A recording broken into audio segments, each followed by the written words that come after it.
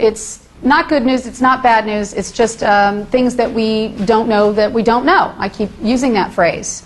And how many have heard that before, that you don't know what you don't know? So you've got a pie. Like, let's look at a pie chart. And this is all of knowledge, right?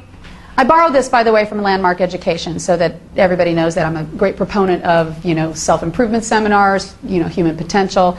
And I heard this a long time ago, and I've always really kind of used it. In all of the world of knowledge, there's a little slice of what we know, right? There's so much to know out there.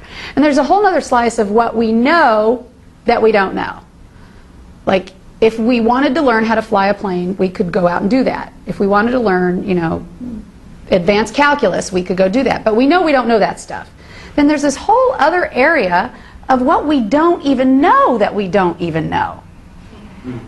The knowing of which might create a little opening for you to go out and know it, and then use it, and have breakthroughs. And that's what I want to kind of open up for you here today.